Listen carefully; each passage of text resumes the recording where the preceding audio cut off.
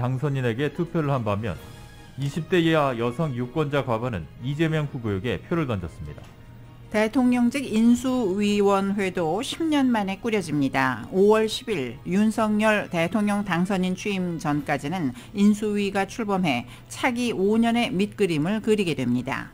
백악관이 윤석열 당선인에게 축하를 전했습니다. 바이든 대통령은 긴밀한 협력을 더욱 확대하기 위해 윤 당선인과 계속 협력하길 고대한다고 말했습니다. 한인사회 리더들은 윤석열 당선인에게 한미 관계 개선과 함께 동포청의 설립을 이루어달라는 바람을 전했습니다. LA시가 실내업소 입장 시 백신 접종 증명서 제출을 의무화하는 조례안을 처리하자는 내용의 동의안을 통과시켰습니다. 러시아군이 장악한 자포리자 원전에서 핵물질 상태를 점검하는 원격 모니터링 시스템이 두절됐습니다. 국제원자력기구는 시스템 통신이 끊어진 원인은 아직 명확하지 않다고 설명했습니다. 러시아의 우크라이나 침공이 시작된 지 2주 동안 피란길에 오른 어린이가 100만 명이 넘는 것으로 나타났습니다. 지금까지 사망한 어린이는 최소 37명입니다. 조 바이든 대통령이 연방정부 차원에서 가상화폐 연구를 지시하는 행정명령에 서명했습니다. 이번 명령으로 연방정부 차원의 첫 디지털 자산 전략이 수립될 것으로 보입니다. 뉴욕 유가는 어제보다 12.1%가 폭락했습니다. 증시는 유가 하락에 우크라이나와 러시아 간의 외교적 해법에 대한 기대가 커지면서 급 반등했습니다. LA로는 오늘 저녁 구름이 많이 끼겠습니다. 밤 최저 52도까지 내려가겠고 내일은 맑은 날씨 보이면서 낮 최고 66도가량 예상됩니다. 주요 뉴스는 공항에서부터 목적지까지 모바일 체크인과 첨단 공기순환 시스템을 통해 안전한 기내 환경과 여행을 제공하는 아시아나 항공 제공입니다. 여러분 안녕하십니까? 김미회입니다. 안녕하십니까? 임승찬입니다. 3월 9일 수요일 라디오 서울 이브닝 뉴스 1부 시작하겠습니다.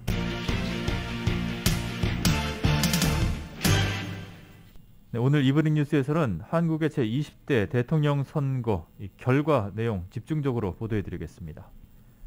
제20대 대통령 선거에서 국민의힘 윤석열 후보가 대통령에 당선됐습니다.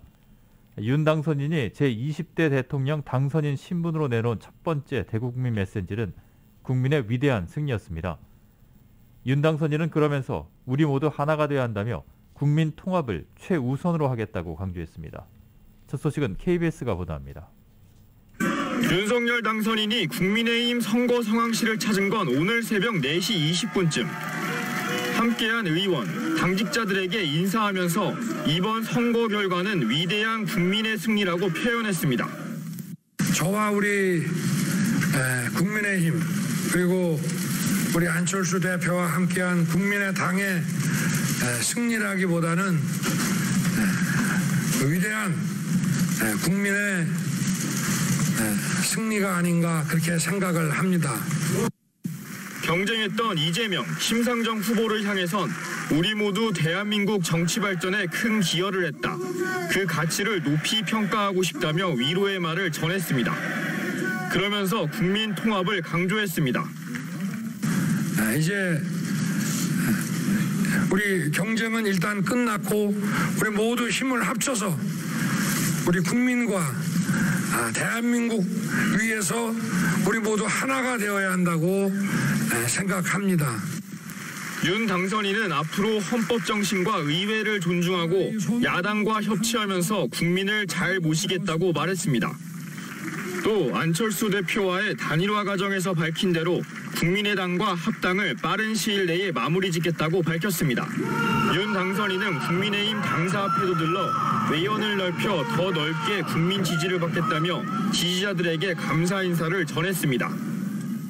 선거운동을 할 때와 똑같은 마음으로 초심을 잃지 않고 앞으로도 제 역할과 직책을 정직하게 수행하도록 하겠습니다.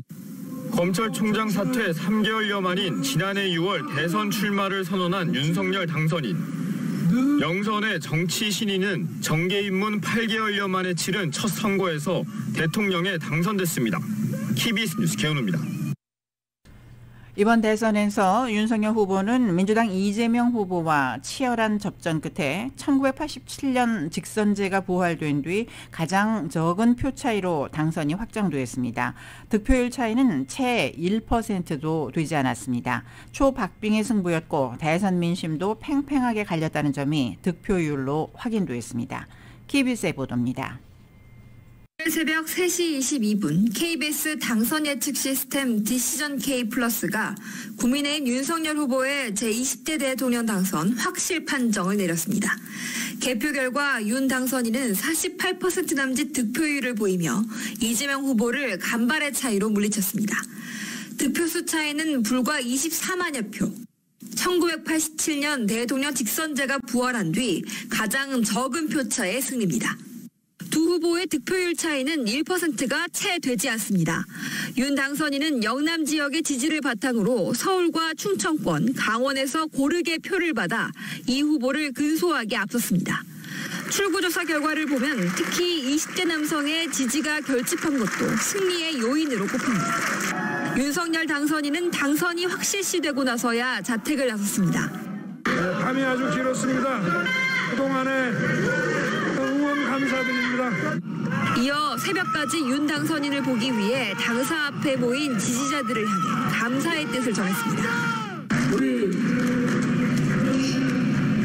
국민 모두 하나라는 마음으로 저도 이 나라의 국민 통합을 최우선으로 생각하겠습니다.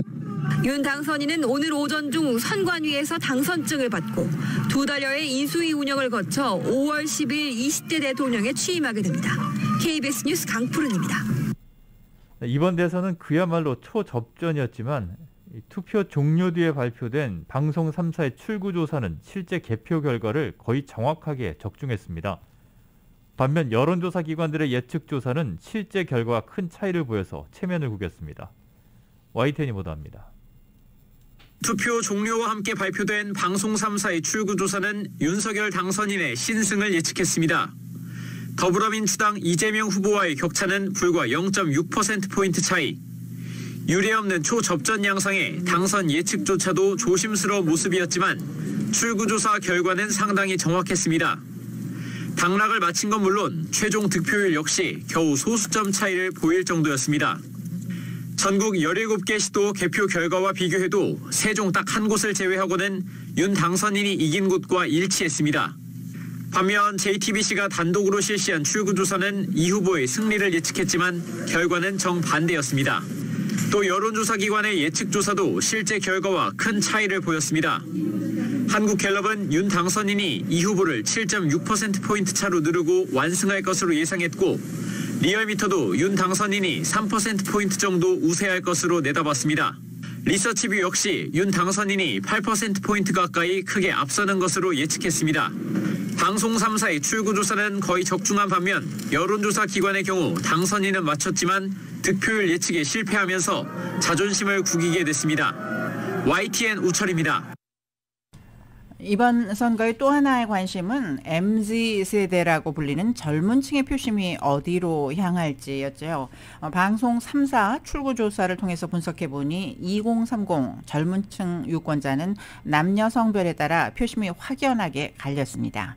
KBS가 전합니다. 마지막까지 청년 표심 잡기에 집중했던 두 후보. 여러분과 함께 청년을 위한 정책, 나라의 미래를 위한 계획을 함께 만들어 가겠습니다, 여러분. 넘어져도 다시 일어설 수 있는 나라. 오늘보다 내일이 더 나은 희망 있는 나라의 꿈입니다, 여러분. 방송 3사 출구조사 결과 20대 이하와 30대에서 한쪽으로의 쏠림 현상은 없었습니다. 그러나 성별로는 표심 차이가 확연했습니다. 20대 이하 남성 유권자, 이른바 2대남은 과반인 58.7%가 윤석열 후보에게 표를 던졌다고 답한 반면 같은 연령대의 여성은 역시 58%가 이재명 후보에 투표했다고 답했습니다. 성별에 따라 지지도가 20%포인트 넘게 벌어진 건 20대 이하가 유일했습니다. 30대의 경우도 남성 52.8%는 윤석열 후보를, 여성 49.7%는 이재명 후보를 선택해 뚜렷한 차이를 보였습니다. 이런 20, 30대 경향에 대해 이재명 캠프가 막바지 젊은 층 여성 결집을 유도했고 남성표를 의식한 윤석열 캠프 전략이 여성들에게 역으로 작용했을 수 있다는 분석이 나왔습니다.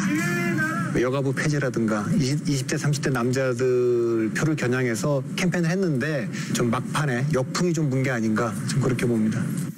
20대 이하 남성의 윤석열 후보 지지율만 보면 보수적으로 알려진 60대 남성의 버금가는 것이어서 20대 남성의 보수화가 다시 확인되기도 했습니다. 젊은 층 남성들의 지지를 등에 업고 당선된 윤석열 당선인. 반대로 젊은 여성 유권자들의 마음을 어떻게 통합해 나갈지 또 하나의 과제를 안게 됐습니다. KBS 뉴스 김지숙입니다.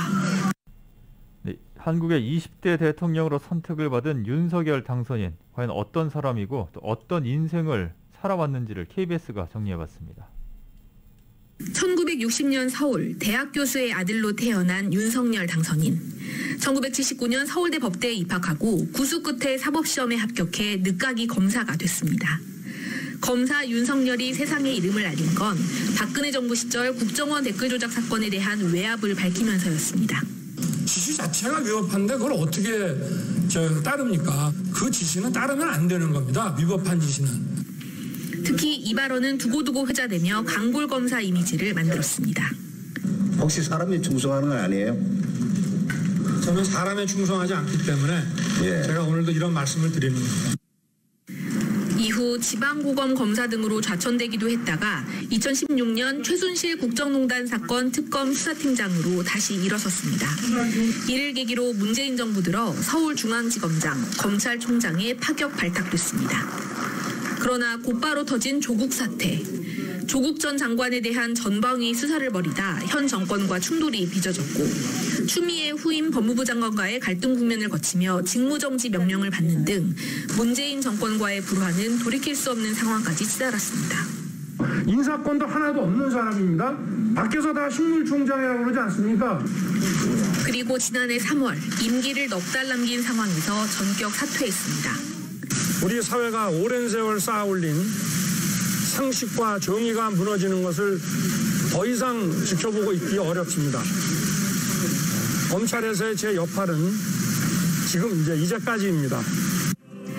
현 정부와 대척점에 섰던 윤 전 총장은 야권 후보로 거론됐고 공정과 상식을 내걸며 대권 도전에 나섰습니다. 분열과 분노의 정치, 부패와 약탈의 정치를 끝내겠습니다. 배우자 등 가족 의혹이 잇따랐고 여러 차례 실언 논란도 있었지만 정권 교체론의 구심점 역할을 하며 박빙의 선거전 끝에 국민의 선택을 받았습니다. 정치 도전 8개월여 만입니다. KBS 뉴스 김경진입니다.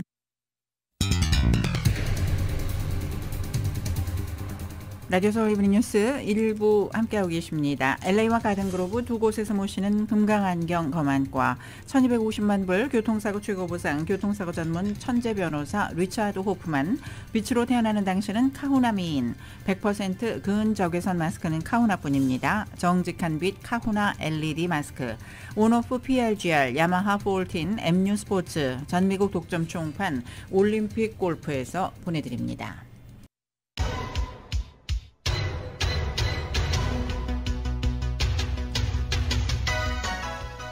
5시 17분 다가서고 있습니다. 라디오 서울 이브닝 뉴스 함께하고 계신데요. 이 시간 교통 상황 잠시 살펴보겠습니다. 110번 프리사우스 방면 다운타운 인근 힐스트리트 구간부터 101번 사우스와 만나는 구간 거의 서 있다시피 한 형편입니다. 3가 구간부터도 느리게 움직일 수밖에 없습니다. 웨스턴 애비뉴 구간 10마일 정도로밖에는 움직이지 못하고 있습니다. 이 밖에 5번 프리사우스 방면도 10번 웨스트와 만나는 구간부터 속도 뚝 떨어지기 시작하고 있는데요. 거북이 걸음으로밖에 움직이지 못하면서 파라마운트 블루버드 인근까지 정체는 이어지고 있습니다. 교통 추돌 사고 발생한 구간들도 있습니다. 60번 프리웨이 이스트 방면 다우니 로드 출구, 405번 프리 노스 방면 머린 애비뉴 구간에 사고가 조금 전 발생했습니다. 이 밖에 101번 프리 이스트 방면 벤츄라 블루버드 출구 교통 위험 신호 켜져 있습니다. 끝까지 안전 운전하시기 바랍니다. 교통 상황이었습니다. 네, 한국 대통령 선거 결과 소식 계속됩니다. 5월 10일 윤석열 대통령 당선인이 취임하기 전까지는 대통령직 인수위원회가 출범해서 차기 정부의 5년의 밑그림을 그리게 됩니다. 5년 전 탄핵 대선에선 선거 다음 날 곧바로 국정을 수행해야 했던 만큼 10년 만에 인수위가 꾸려지게 되는 것입니다. YTN입니다. 새 대통령 당선인을 위한 첫 조직은 대통령직 인수위원회입니다. 오는 5월 10일 취임식 전까지 국정과제 선정부터 정부 조직 개편까지 새 정부 5년의 청사진을 맡아 그리는 역할을 하게 됩니다. 통상 당선 2, 3주 안에 출범해 50일가량 한시적으로 운영됩니다. 당선인은 위원장 1명과 부위원장 1명, 24명 이내의 위원들을 임명하고 각 부처에서 공무원들을 파견받을 수 있습니다. 가장 최근 꾸려졌던 인수위원회는 10년 전 박근혜 전 대통령 당선 때입니다. 당시 인수위는 당선 19일 만에 출범됐습니다. 박근혜 대통령 인수위원회가 오늘 현판식을 열고 공식 출범했습니다. 탄핵에 따른 보궐선거로 당선된 문재인 대통령은 곧바로 업무를 시작해야 했기에 인수위 역할을 국정기획자문위원회가 대신했습니다. 새 정부의 국정 철학을 엿보게 한다는 점에서 인수위원회의 백미는 인선입니다. 지난 1987년 13대 대선 이후 역대 정권 인수위원장을 보면 정치인 출신이 3명, 학계 2명, 법조계 1명 순이었습니다. 역대 사례를 보면 당선인 측근 사이에서 파워게임이 벌어지며 인수위 구성 단계부터 파열음이 적지 않았던 만큼 이 혼란을 어떻게 최소화하느냐가 당선인의 첫 시험대가 될 것으로 보입니다. YTN 염혜원입니다. 윤석열 당선인은 앞으로 현직 대통령에 준하는 경호와 예우를 받게 됩니다. 당장 오늘부터 예비 대통령으로서 현직 대통령 못지않은 밀착 경호를 받게 되며 대통령직 인수를 위해 필요한 권한을 행사하게 됩니다. YTN이 보도합니다. 대통령 당선인은 오는 5월 10일 취임 전까지 2달 동안 국가원수에 준하는 경호를 받게 됩니다. 당선인뿐만 아니라 배우자와 직계 좀비소까지 대통령 경호처의 경호 대상입니다. 대통령 경호법에 따라 근접 경호요원과 폭발물 검증요원, 의료지원요원 등 전담 경호팀이 편성돼 24시간 밀착 경호를 받습니다. 당선인에겐 특수 방탄 차량과 호위 차량도 지원됩니다. 또 당선인이 이동할 때 필요하면 교통신호를 통제할 수 있고 경찰의 지원도 받을 수 있습니다. 이와 함께 정부가 제공하는 안전가옥도 이용 가능합니다. 당선인 신분으로 해외 방문에 나설 때 대통령 전용기와 헬기를 이용할 수 있고 현직 대통령에 준하는 의전과 경호도 이뤄집니다. 이와 함께 정부 예산으로 사무실을 마련할 수 있는데 이에 따라 인수위원회 사무실이 결정됩니다. 대통령 당선인과 배우자는 국공립병원에서 무료로 진료를 받을 수 있고 민간 의료기관에서 진료를 받아도 그 비용은 국가가 부담합니다. 당선인은 인수위가 꾸려지면 국정에 관여할 수 없지만 정부 각 부처의 국무위원에게 업무 보고를 받아 국정 전반을 파악할 권한을 가집니다. 또 취임 전이라도 국무총리와 국무위원 후보자를 지명하는 등 차기 정부 인사권을 행사할 수 있습니다. 다만 대통령 당선인은 공무원 신분이 아니기 때문에 취임 전까지 월급은 없습니다. 대신 대통령직 인수위원회에 배정된 예산을 통해 활동비 등을 지급받을 수 있습니다. YTN 한동우입니다. 이번 대선에서 패한 민주당 이재명 후보는 기대에 부응하지 못했다면서 모든 것은 자신의 부족함 때문이라고 밝혔습니다. 윤석열 당선인에게는 통합과 화합의 시대를 열어달라고 당부했습니다. 계속해서 YTN입니다. 국민의힘 윤석열 후보의 당선이 유력해진 시각, 민주당 이재명 후보는 자택을 나서 당사로 향했습니다. 당사에 도착한 이재명 후보는 패배 선언을 통해 모든 것은 자신의 부족함 때문이라고 말했습니다. 모든 것은 다 저의 부족함 때문입니다. 여러분의 패배도 민주당의 패배도 아닙니다. 모든 책임은 오롯이 저에게 있습니다. 지지자와 당 관계자들에게 감사 인사를 전한 뒤 윤석열 당선인에게는 축하 인사를 전했습니다. 특히 통합과 화합의 시대를 만들어달라고 당부했습니다. 윤석열 후보님께 축하의 인사를 드립니다. 당선인께서 분열과 갈등을 넘어 통합과 화합의 시대를 열어주실 것을 간곡히 부탁드립니다. 이어 우리 국민은 위대했다면서 하루빨리 코로나19 위기를 극복하길 바란다고 강조했습니다. 여전히 우리 국민을 믿습니다. 우리 국민은 위대했습니다.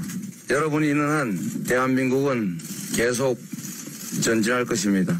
하루빨리 코로나 위기를 극복하고 일상을 회복하게 되기를 소망합니다. 이 후보는 새벽까지 기다리던 지지자들과 인사를 나누며 당사를 떠났습니다.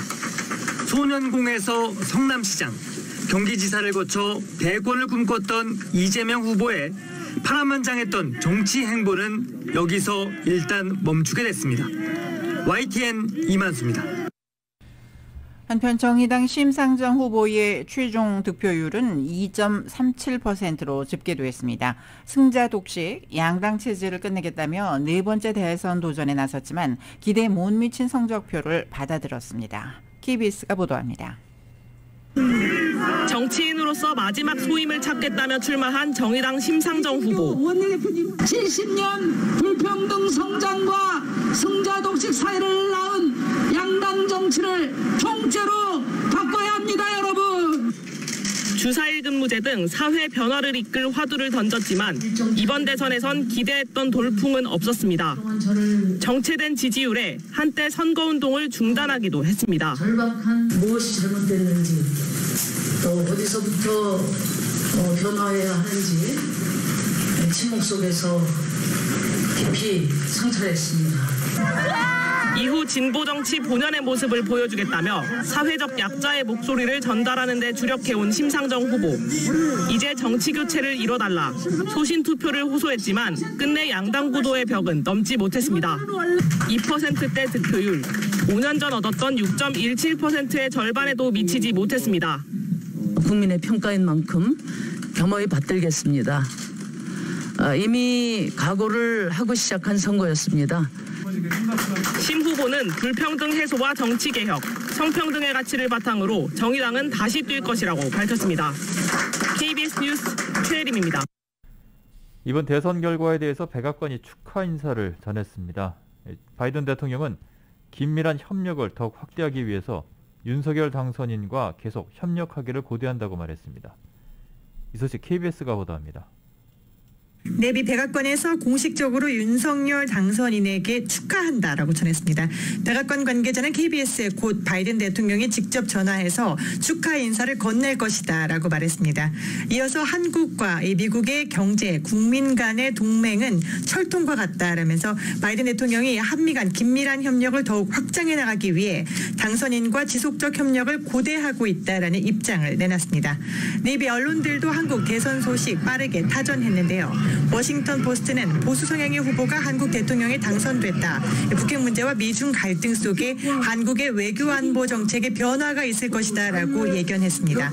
뉴욕타임스는 검사 출신 야당 지도자가 새 대권을 쥐게 되었다며 북한의 대화와 평화를 추구하는 현 정부의 한반도 평화 프로세스에서 북한에 보다 강경한 입장을 취할 것이다라고 내다봤습니다.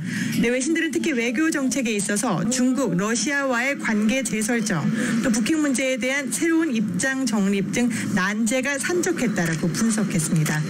워싱턴 조야에서는 새 대통령 당선인에 대한 축하 인사와 함께 급변하는 국제 질서 속에 신중한 외교적 대응이 필요하다라는 조언도 잇따랐습니다.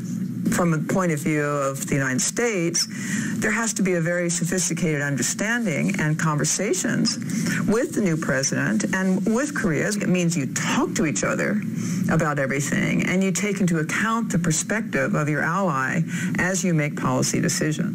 I think there must be a lack of creativity in the White House. I mean, they had a good policy statement, but they didn't come together with and put together the policies. So I think this is a case where the new South Korean president needs to be prepared to have that creativity. 또 새 정부의 출범 이후 미국 바이든 대통령과의 한미 정상회담 언제 열릴지도 주목됩니다. 미국이 주축이 된 인도태평양 지역 협의체 쿼드 정상회의가 5월쯤 일본에서 열릴 예정인 만큼 해당 시기 바이든 대통령 한국을 방문해서 첫 정상회담이 성사될 가능성도 타진되고 있습니다. 다만 우크라이나 전쟁이 변수로 떠오르고 있어서 시기는 아직 정해지지 않은 것으로 알려졌습니다. 미국 입장에서 한국은 중국, 러시아와의 새로운 질서 구축, 또 타이완을 포함한 인도태평양 영내 안보 등에 있어서 중요한 동맹국인 만큼 조속한 정상회담 개최 가능성에 무게를 두고 있습니다. 지금까지 워싱턴에서 전해드렸습니다. 한편 연방의회에서 윤석열 대선 후보의 대통령 당선을 축하하는 메시지가 잇따르고 있습니다. 민주당 소속 아미베라 연방하원 의원은 오늘 트위터에 윤 당선인이 한국의 차기 대통령으로 선출된 것을 축하한다고 적었습니다.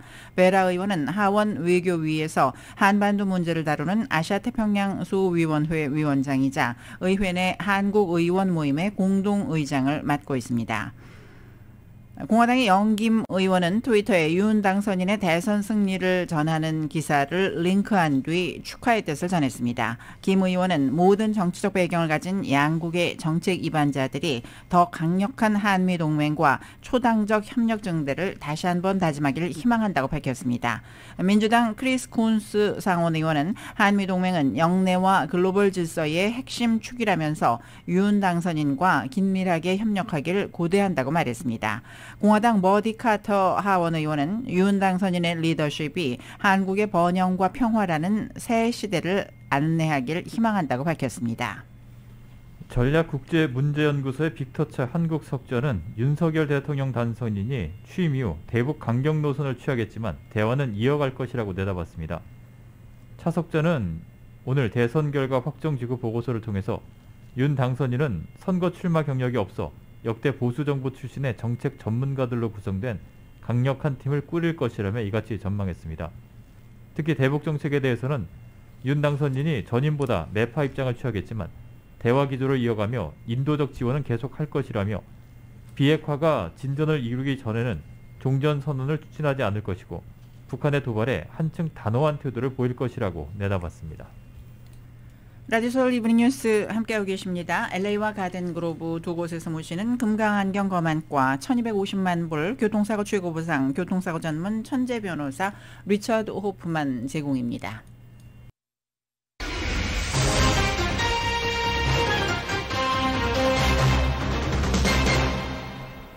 이브닝 뉴스 1부 함께하고 계십니다. 제20대 한국 대통령 선거를 통해서 새로운 대통령 당선인이 나왔는데요. 새 대통령 당선자에게 과연 미주 한인사회 리더들은 어떤 바람 그리고 기대를 가지고 있는지 이은 기자가 들어봤습니다. 남가주 한인사회 리더들은 한국의 새 대통령 당선자에게 한미동맹 강화와 선천적 복수 국적자의 국적 이탈을 용이하게 해달라고 입을 모았습니다. LA 한인회 제임스 한 회장입니다. 네, 먼저 제20대 대통령으로 당선되신 윤석열 당선인께 로스앤젤레스의 모든 한인 동포들을 대표해서 축하 인사를 드립니다. LA 한인사회를 대표해서 당선인께 부탁드리고 싶은 것은 선거 동안 분열되었던 국민들의 마음을 하나로 묶어주시고 앞으로 5년 동안 대한민국을 잘 이끌어주시길 소망합니다. 그리고 우리 재외동포들의 한결같이 바라는 재외동포청 설립과 선천적 복수국적 문제 등 재외동포 관련 공약을 꼭 실천해 주시는 첫 번째 대통령이 되어주시길 부탁드립니다. 한반도 평화 분위기가 조성되도록 힘쓰고 한반도 평화를 위해서는 한미관계 개선이 절실하다는 목소리입니다. 이승우 LA 평통회장입니다. 네, 먼저 대통령 당선자께 진심으로 축하를 드립니다. 무엇보다도 한반도 평화가 간절히 요구되는 시점에 중책을 맡은 대통령님이시라 무척 기대가 됩니다. 아무쪼록 남북관계의 돌파구를 마련하시고 북미관계의 어떤 대화도 도와주셔서 한반도 평화를 꼭 정착시키기를 진심으로 바랍니다. 스티브 강 한미 민주당 협회장입니다. 윤 당선인에게 진심으로 축하드리고요.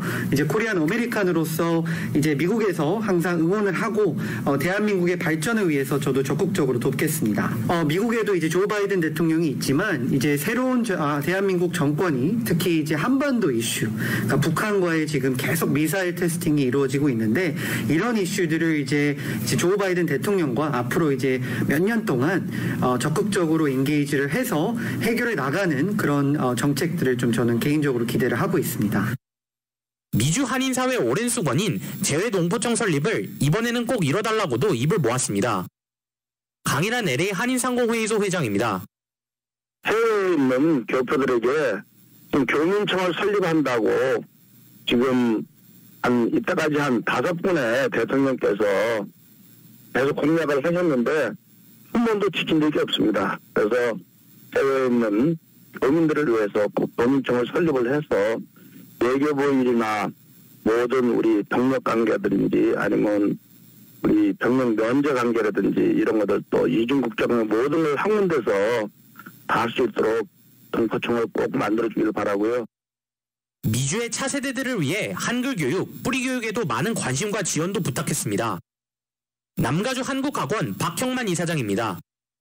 해외 교민청이라든지 해외 우리 교포들한테 보다 그전보다는 더 좀 역할을 해주셔서 이제 이 교포가 이 미주 사이에 전 미국의 여론을 형성할 수 있는 그러한 좋은 인재들이 많이 나오기 위해서는 우리는 그만큼 우리 대한민국에서 음으로 양으로 지원이 돼야 되겠습니다. 그래서 윈윈전략으로 미국에 있는 교포의 위상도 올라가고 조국의 대한민국도 이제 10권 이내에 발전상을 이뤄갈 수 있는 그런 인재들이 많이 성숙되기를 그렇게 부탁을 드리면서 라디오 서울 뉴스 이윤입니다. 네, 국민의힘 재외동포 위원장 김석기 위원장이 남가주 한인들에게 당 차원의 재외동포 정책을 소개했습니다. 잠시 들어보시겠습니다. 안녕하십니까. 국민의힘 재외동포 위원장 김석기 국회의원입니다. 재외동포분들의 실질적인 권익신장을 위해서 동포 여러분께서 체감할 수 있는 실질적인 정책들을 많이 준비를 했습니다. 재외동포청 설립을 시작으로 해서 재외국민들의 투표 참여율 제고 방안을 마련하고 해외 동포기업과 국내 중소기업, 청년 인력의 연계, 그리고 동포 여러분들의 한국어, 국사, 문화 교육을 지원하는 문제, 그리고 지역과 분야와 세대별로 한민족 네트워크를 강화하고 재외동포분들의 국내 취업과 투자 지원 및 관련 제도를 정비하고 해외 입양동포의 모국과의 유대성을 강화하는 것 등 여러 가지 공약을 준비를 해서 발표를 했습니다. 이 외에도 재외동포위원회 차원에서 동포분들이 거주국에서 안정적으로 정착하고 역량을 마음껏 펼칠 수 있도록 지원해서 모국과 상생 발전해 나가야 된다라는 것을 기본 방향으로 해서 추진해야 될 많은 동포 정책들도 준비를 해놓고 있습니다.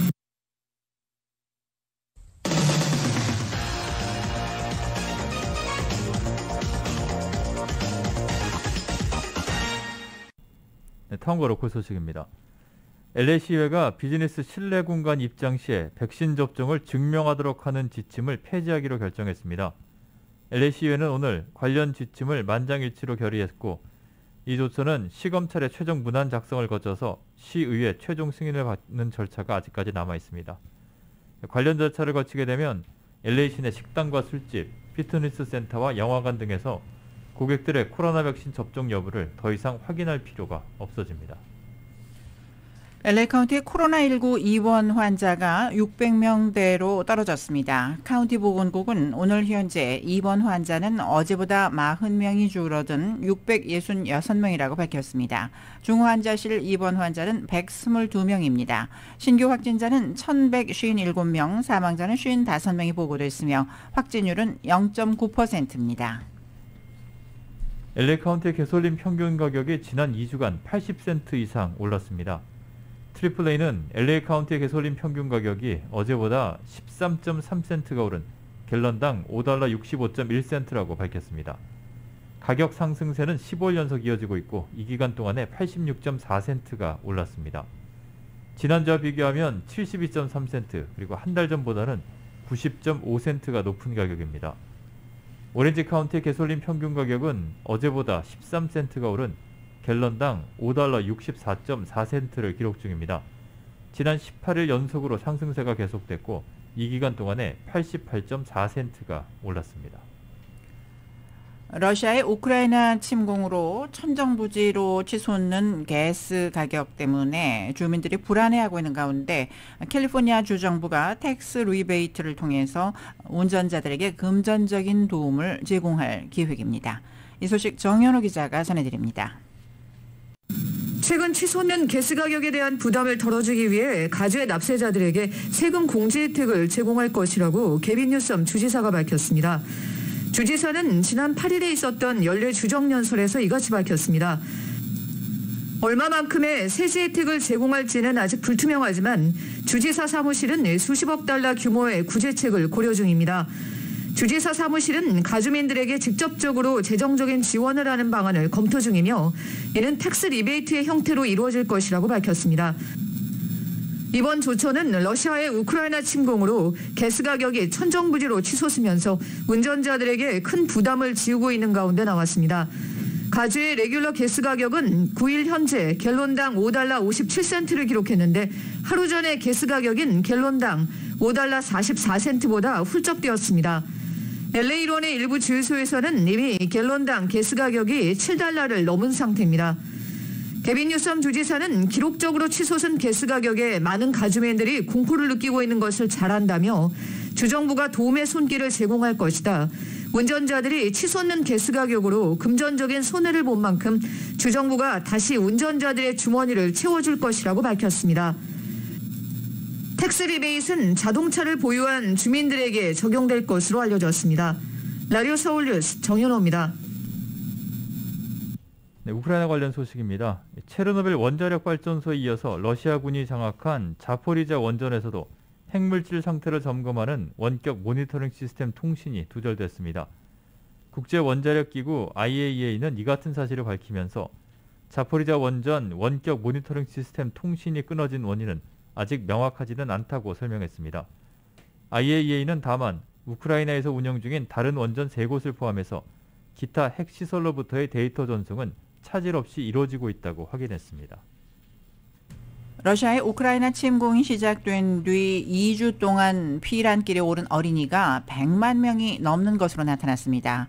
로이터 통신에 따르면 오늘 캐서린 러셀 유니세프 이사는 민간인 피해 실태를 설명하며 이 같은 규모를 밝혔습니다. 러셀 이사는 이번 전쟁에서 사망한 어린이는 최소 37명, 부상한 어린이는 최소 50명이라고 덧붙였습니다. 특히 그는 우크라이나 남부도시 마리우폴에서 아동병원이 폭격당한 소식을 언급하며 크게 규탄했습니다. 러셀 이사는 이번 공격이 사실로 확인된다면 이 전쟁이 우크라이나 아이들과 가족에게 가한 끔찍한 해악이 드러날 것이라고 비판했습니다. 같은 날 앞서 젤렌스키 우크라이나 대통령은 성명에서 마리우폴 어린이 병원이 러시아군의 폭격을 받았다고 발표했습니다. 백악관은 러시아와 교전 중인 우크라이나에 전투기를 제공하는 문제를 놓고 나토와 우크라이나 측과 접촉하고 있다고 밝혔습니다. 젠사키 백악관 대변인은 오늘 브리핑에서 폴란드의 미그 29 전투기가 우크라이나를 돕는 데 사용돼야 하는지와 관련해 병참 지원상 어려움이 있다며 이같이 언급했습니다. 이 언급은 폴란드가 자국 보유 전투기에 우크라이나 지원 방침을 밝히자 미군 당국이 부정적인 의사를 표명한 것으로 알려진 가운데 나온 것입니다.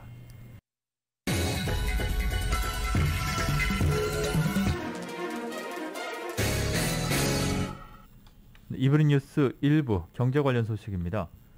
뉴욕 유가는 2008년 이후 최고치에서 갑작스럽게 하락하며 변동성이 큰 모습을 보였습니다. 뉴욕 상업거래소에서 4월 말 서부 텍사스산 원유 가격은 어제보다 $15가 폭락한 배럴당 $108 70센트에 거래를 마쳤습니다. 한편 뉴욕 증시는 유가가 10% 이상 하락을 하고 우크라이나와 러시아 간의 외교적 해법에 대한 기대가 커지면서 급반등했습니다. 다우존스 산업평균지수는 어제보다 653.61포인트가 오른 33,286.25로 장을 마쳤습니다. S&P 500 지수는 107.18포인트가 상승한 4,277.88, 나스닥 지수는 460포인트가 뛴 13,255.55로 거래를 마감했습니다. 지나 러몬도 상무장관이 중국 기업이 러시아에 반도체를 계속 수출하다가는 문을 닫게 될 것이라며 경고 수위를 높였습니다. 어제 러몬도 장관은 뉴욕타임즈와 인터뷰에서 러시아의 반도체와 첨단 기술 수출을 금지한 제재에 동참하지 않는 중국 기업은 문을 닫게 될 수 있다고 말했습니다. 특히 러몬도 장관은 중국 최대 반도체 위탁 생산업체인 SMIC를 언급하며 이런 중국 업체들이 제재에 동참하지 않는다면 미국의 장비 소프트웨어 공급을 차단할 수 있다고 말했습니다. 러시아의 우크라이나 침공으로 원유 가격이 급등한 가운데 인베스코는 스태그플레이션 가능성을 약 25에서 30%로 전망했습니다. 인베스코의 크리스티나 후퍼 수석 글로벌 시장 전략가는 최근 미국이 러시아산 원유 수입을 금지하면서 유가가 급등한 것과 관련해 내 관점에서 가장 중요한 해결책은 공포감에 빠지지 않는 것이라고 말했습니다. 그러면서 우리는 이전에도 이번처럼 상당한 규모의 가격 쇼크를 겪은 바 있으며 이는 주식시장의 성장 잠재력을 끝내지 못했었다고 말했습니다. 그는 스태그플레이션 가능성이 약 25에서 30%라면서 물론 고유가에 따른 위험을 저평가하기를 원하는 것은 아니지만 1970년대처럼 원유 수입에 대한 의존도가 높지 않다고 설명했습니다. 조 바이든 대통령이 오늘 삼성전자를 비롯한 글로벌 IT 업체 관계자들과 회의를 하고 장기화하고 있는 반도체 수급 및 공급망 대책을 논의했습니다. 오늘 회의에는 마이크론, 휴렛 패커드, 월풀, GM 등 관련 업계 대표와 지나 러몬도 연방상무장관, 브라이언 디스 국가경제위원회 위원장 등 관계자들이 참석했습니다. 한국 삼성전자 최시영 파운드리 부문 사장은 화상으로 참여했습니다. 바이든 대통령은 회의에서 우리는 특히 중서부 지역에서 미국의 제조업이 살아나는 것을 보고 있다며 기업들이 여기 미국에서 새로운 공장 건립을 결심하고 있다고 말했습니다.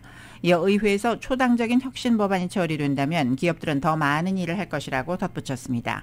그는 특히 삼성의 최 대표가 화상으로 참여했다고 소개한 뒤 삼성은 텍사스에 $170억 최대 규모의 반도체 공장을 짓기로 했다. 이를 통해 2,000개의 양질의 일자리를 창출할 것이라고 감사를 표했습니다. 그는 손톱만한 반도체가 우리 모두의 생활에서 자리하지 않는 부분이 없다며 반도체의 중요성을 거듭 강조했습니다. 바이든 대통령이 연방정부 차원에서 가상화폐 연구를 지시하는 행정명령에 서명을 했습니다. 백악관은 오늘 보도자료를 통해서 디지털 자산은 최근 폭발적인 증가세를 보이고 있고 이는 세계 금융에서 미국의 리더십을 강화하는 기회라며 바이든 대통령은 이런 이유에서 가상자산의 위험과 잠재적 혜택에 대해 전체 정부 차원 접근법의 큰 틀을 잡기 위해서 첫 행정명령을 내린 것이라고 밝혔습니다. 바이든 대통령은 행정명령에서 재무부를 비롯한 다른 금융기관들이 금융 안전성과 국가안보 차원에서 가상화폐의 영향을 분석할 것을 지시했습니다. 브라이언 디스 국가경제위원회 위원장과 제이크 설리번 국가안보 보좌관은 공동성명에서 이번 명령으로 연방정부 차원의 첫 디지털 자산 전략이 수립될 것이라고 강조했습니다. 이들은 이를 통해 미국이 디지털 자산 시스템에서 혁신적인 역할을 할 수 있도록 도울 것이라며 이는 우리의 민주적 가치와 부합하며 미국의 세계 경쟁력을 향상시킬 것이라고 지적했습니다. 세계 최대 전자상거래업체 아마존이 오늘 주식을 20대 1로 분할하고 100억 달러 규모의 자사주를 매입하기로 했습니다. 아마존은 오늘 이사회에서 이 같은 내용의 주식 분할안과 자사주 매입 계획을 승인했다고 경제매체 CNBC가 보도했습니다. 이에 따라 아마존 주주는 주식 한 주당 20주를 갖게 됩니다. 아마존이 주식 분할 기획을 내놓은 것은 1997년 기업 공개 이후 네 번째이자 20여 년 만에 처음이라고 CNBC는 전했습니다. 아마존은 98년과 99년 세 차례 주식 분할을 한 바 있습니다. 아마존은 이번 분할이 주주 관리 업무의 유연성과 투자 희망자의 매입 접근성을 높일 것이라고 밝혔습니다. 오늘 마감 가격을 적용하면 분할되는 아마존 주가는 2,785달러 58센트에서 139달러 28센트로 조정됩니다. 실제 주식 분할은 오는 6월 6일자로 이루어질 예정입니다. 아마존이 의회의 반독점 조사를 방해했다는 혐의로 수사를 받게 될 전망입니다. 하원 법사위원회는 오늘 아마존의 반독점 사업 관행에 대한 법사위 반독점 소위원회 조사 때 아마존이 정보 공개를 거부했다면서 법무부가 수사해달라고 촉구하는 서한을 메릭 갈랜드 법무부 장관 앞으로 보냈습니다. 하원은 서한에서 조사 기간 내내 아마존은 자사의 사업 관행에 대한 진실을 밝히려는 위원회의 활동을 좌절시키려 거듭 노력했다며 이에 대해 아마존은 책임을 져야 한다고 밝혔습니다. 하원 법사의 반독점 소위는 16개월에 걸쳐 아마존과 애플 그리고 구글의 모회사인 알파벳, 페이스북의 모회사 메타 플랫폼을 상대로 반독점 조사를 벌여왔습니다. BMW가 과열로 화재 위험이 높은 엔진 환기 장치가 내장된 판매 차량 100만 대에 대해서 자발적으로 리콜을 한다고 블룸버그 통신 등이 전했습니다. 리콜 대상 차량은 미국에 판매한 승용차와 SUV 91만 7천 대, 캐나다에 판매한 9만 8천 대, 한국에 판매한 1만 8천 대라고 회사 측은 밝혔습니다. 미국의 경우 이전에도 리콜 대상이었던 2006년부터 2013년 모델 차종이 해당한다고 고속도로 안전당국은 밝혔습니다. 리콜 공지에 따르면 부품 공급사의 생산 과정상 결함으로 환기 밸브가 과열될 수 있는 것으로 나타났습니다.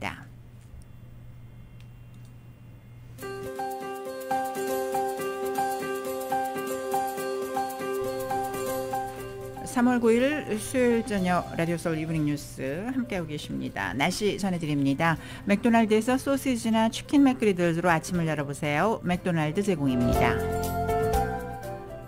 먼저 강풍주의보 소식입니다. 엔텔러밸리죠. 오늘 밤늦게까지 내려져 있고 내일 목요일 저녁 7시부터 금요일 오후 3시까지는 LA 카운티와 벤츄라 카운티 해안가에, 그리고 내일 오후 3시부터 금요일 오후 3시까지는 LA 카운티 산악지대에 각각 강풍주의보가 내려져 있습니다. LA 지역 오늘 밤 곳에 따라 구름 낀 후 밤늦게는 더 흐려지겠습니다. 밤 최저 52도, 내일은 맑은 날씨 보이겠고 낮 최고 66도, 밤 최저 46도로 예상됩니다. 내일 낮 기온입니다. 오렌지 카운티 지역 68도까지 올라가고 밸리와 인랜드 엠파이어 지역 67도까지, 해안 지역은 65도까지 오르겠습니다. 하와이 호놀룰루 오늘 밤과 내일 대체로 맑은 날씨에 밤 최저 70도, 내일 낮 최고 83도입니다. 한국은 오늘도 포근한 날씨를 보이겠지만 전국 곳곳에서 대기의 질은 탁하겠습니다. 오늘 서울의 한낮 기온 16도, 대구 19도, 광주는 무려 20도까지 크게 오르겠습니다. 맥도날드에서 소시지나 치킨 맥그리들로 아침을 열어보세요. 맥도날드 제공 날씨였습니다.